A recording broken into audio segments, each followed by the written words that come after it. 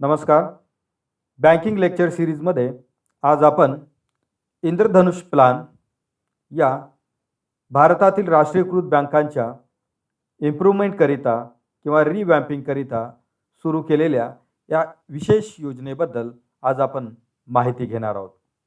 भारतातील राष्ट्रीयकृत बँका किंबहुना भारत सरकारच्या मालकीच्या पब्लिक सेक्टर बँकांच्या आर्थिक स्थितीमध्ये सुधारणा घडवून आणण्यासाठी, त्यांच्या व्यवस्थापनामध्ये सुधारणा घडवून आणण्यासाठी, त्याचबरोबर त्यांची कार्यक्षमता वाढवून बॅसल कमिटीच्या शिफारशीनुसार जागतिक स्तरावरील विविध बँका व वित्तीय संस्थांच्या बरोबरीने या बँकिंग संस्था उभ्या करण्याच्या दृष्टिकोनातून PJ नायक समितीने ज्या शिफारशी केलेल्या होत्या त्या शिफारशीच्या अनुषंगाने ऑगस्ट 2015 मध्ये इंद्रधनुष प्लान हा लॉन्च करण्यात आलेला आहे. या प्लॅनला इंद्रधनुष्य हे नाव देण्यापाठीमागचे महत्त्वाचे कारण म्हणजे या प्लॅनमध्ये 7 वेगवेगळ्या आस्पेक्टवरती उपाययोजना सुचवण्यात आलेली आहेत की ज्यामध्ये प्रामुख्याने appointment, bank board bureau, capitalisation, distressing, empowerment, framework of accountability, governance reform म्हणजेच या 7ही संकल्पना किंवा आस्पेक्टची अद्याक्षरं जर त्या ठिकाणी आपण पाहिली तर यामध्ये आपणास दिसून येईल की A, B, C, D, E, F and G अशी 7 अद्याक्षरे याच्यामध्ये समाविष्ट असून की त्यामुळे यास इंद्रधनुष्य प्लान असे त्या ठिकाणी म्हटले जाते. भारतातील राष्ट्रीयकृत बँकांच्या मधील विविध समस्यांच्यावरती उपाययोजना करण्यासाठी रिझर्व्ह बँक ऑफ इंडियाने PJ नायक यांच्या अध्यक्षतेखाली एक विशेष समिती स्थापन केलेली होती. या समितीने या देशातील या राष्ट्रीयकृत बँकांच्या वेगवेगळ्या प्रकारच्या अडचणी समजून घेऊन, त्यांच्या समस्या समजून घेऊन त्याच्यावरती जे उत्तम उपाय योजना करता येऊ शकेल यावरती विचार विनिमय करून जो अहवाल सादर केला, या अहवालामध्ये या विविध प्रकारच्या वेगवेगळ्या घटकांच्यावरती सोल्युशन्स किंवा शिफारशी केलेल्या होत्या. या सोल्युशनच्या अनुषंगाने हा मिशन इंद्रधनुष हा प्लान त्या ठिकाणी तयार करण्यात आलेला आहे की विशेषतः हा प्लान जो आहे तो म्हणजे पब्लिक सेक्टर बँकांच्या रिवॅम्पिंगकरिता किंवा इम्प्रूव्हमेंटकरिता तयार केलेला हा प्लॅन आहे. विशेष म्हणजे यामध्ये 7 आस्पेक्ट असल्यामुळे या प्लॅनला इंद्रधनुष प्लॅन असे त्या ठिकाणी संबोधले जाते. तर यामध्ये या वेगवेगळ्या 7 घटकामध्ये कोणकोणत्या बाबीची तरतूद करण्यात आलेली आहे ते आपण आता पाहणार आहोत. इंद्रधनुष प्लॅनमध्ये 7 एलिमेंट्स असून त्यामधील पहिला एलिमेंट म्हणजे अपॉइंटमेंट्स.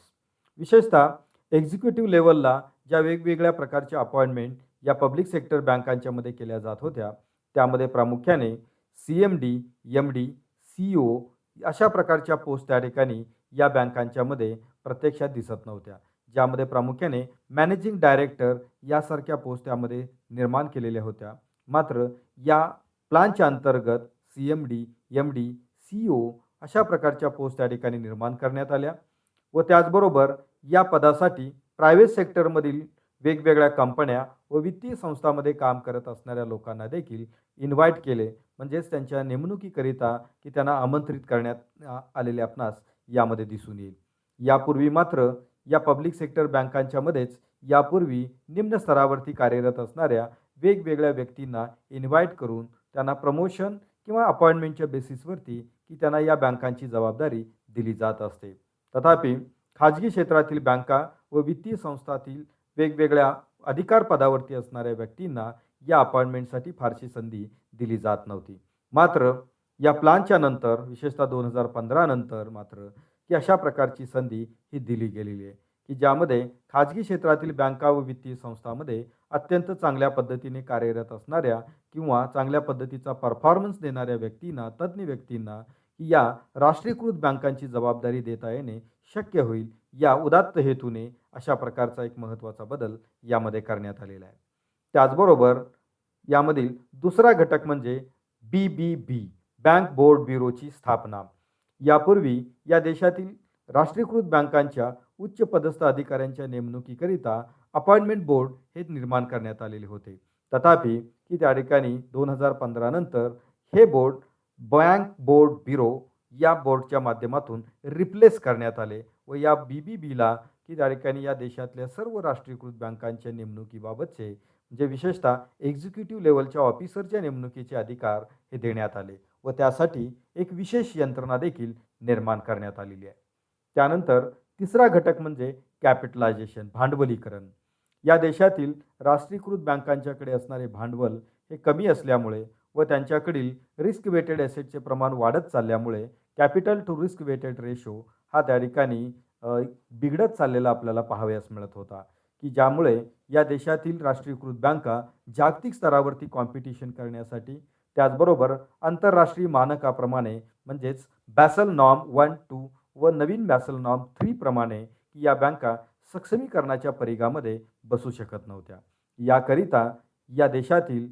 राष्ट्रीयकृत बँकांच्यामधील भांडवलामध्ये वृद्धी करण्याच्या दृष्टिकोनातून ही तिसरी तरतूद याच्यामध्ये करण्यात आलेली आहे, की ज्या अंतर्गत तत्कालीन 13 बँकांच्यामध्ये 20,000 कोटी रुपयाचे भांडवल हे त्यामध्ये गुंतवण्याचा निर्णय हा घेण्यात आलेला होता. त्याचबरोबर की प्रतिवर्षी पुढील कालावधीमध्ये बँकांच्या इफिशियन्सी बेसिसवरती 5,000 कोटी रुपयांची तरतूद ही करण्यात आलेली होती. एकंदरीत 4 वर्षामध्ये या बँकांच्यासाठी 70,000 कोटी रुपयाच्या भांडवलाची तरतूद की यामध्ये करण्यात आलेली आहे, की ज्यामुळे या बँकांच्याकडील भांडवलामध्ये वाढ होऊन या बँका अधिक सक्षम होण्याच्या दृष्टिकोनातून त्याचा उपयोग होऊ शकेल अशा प्रकारची योजना या कॅपिटलायझेशनमध्ये करण्यात आलेली होती.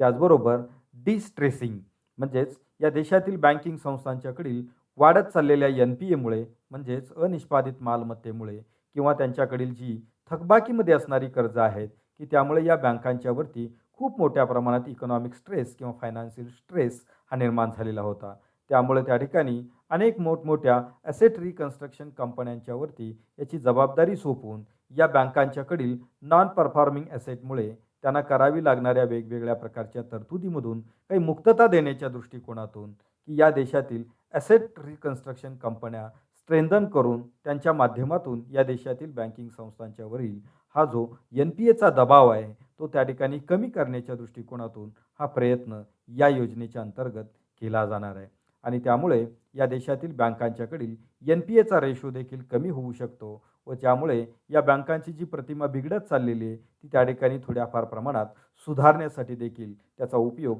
भविष्यकालामध्ये त्या ठिकाणी होण्याची शक्यता आहे.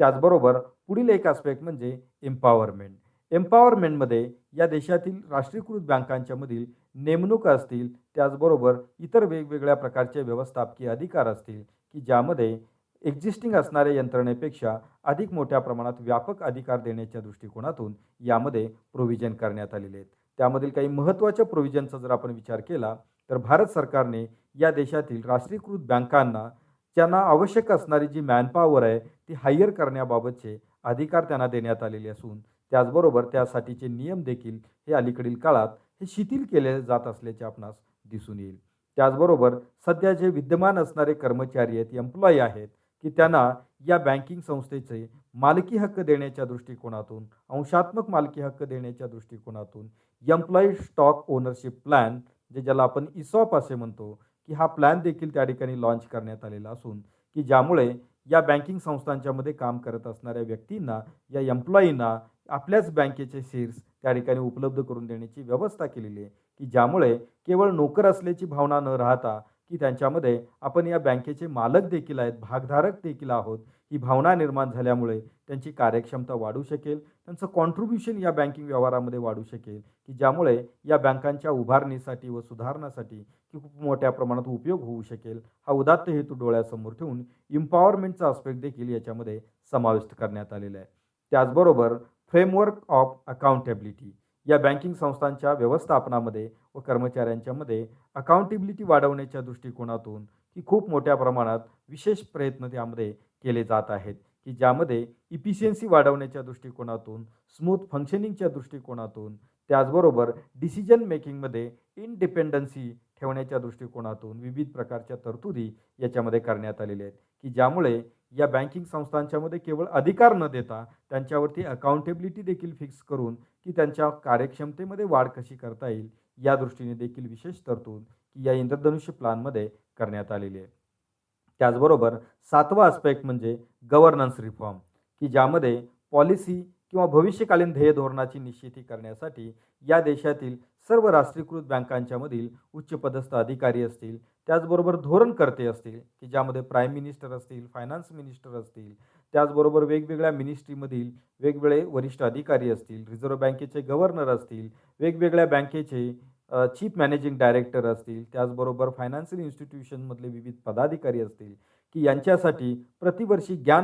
संगम या नावाचा त्या ठिकाणी कॉन्क्लेव्ह घेऊन, की ज्याच्यामध्ये या पब्लिक सेक्टर बँक्स व फायनान्शियल इन्स्टिट्यूशनला एका विशिष्ट प्लॅटफॉर्मवरती आणून, की त्यांच्या माध्यमातून वेगवेगळ्या विषयावरती विचारमंथन करणे, त्याचबरोबर वेगवेगळ्या विषयावरती चर्चा करून त्यास वेगवेगळ्या समस्यांच्यावरती सोल्युशन काढण्याच्या दृष्टिकोनातून एक विशिष्ट प्रकारचं गॅदरिंग याच्यामध्ये करण्याच्या दृष्टिकोनातून देखील प्रोव्हिजन ही या इंद्रधनुष्य प्लॅनच्या अंतर्गत करण्यात आलेली आहे. या अंतर्गत पहिला ज्ञानसंगम उपक्रम हा पुण्यामध्ये 2015 मध्ये घेण्यात आलेला होता. या पद्धतीने प्रतिवर्षी अशा प्रकारचं ज्ञानसंगम या कार्यक्रमाचे आयोजन करून ध्येय धोरणामधील सुधारणेच्या दृष्टिकोनातून, गव्हर्नन्स रिफॉर्मच्या दृष्टिकोनातून विचारमंथन करण्याची व्यवस्था देखील या प्लॅनच्या अंतर्गत करण्यात आलेली आहे. तर अशा पद्धतीने या देशातील राष्ट्रीयकृत बँकांच्यामध्ये विशेष सुधारणा घडवून आणण्याच्या दृष्टिकोनातून तयार करण्यात आलेला हा एक विशेषीकृत प्लॅन असून, की त्यामुळे निश्चितच या देशातील राष्ट्रीयकृत बँकांच्या कार्यपद्धतीमध्ये, त्यांच्या भांडवली क्षमतेमध्ये, त्यांच्या व्यवस्थापनामध्ये, त्याचबरोबर त्यांच्या कार्यक्षमतेमध्ये देखील सुधारणा होण्यासाठी मदत होत असल्याचे आपणास दिसून येईल. तर अशा पद्धतीचा हा इंद्रधनुष्य प्लॅन या ठिकाणी या बँकांच्यासाठीचा एक महत्त्वाचा प्लॅन आहे. धन्यवाद.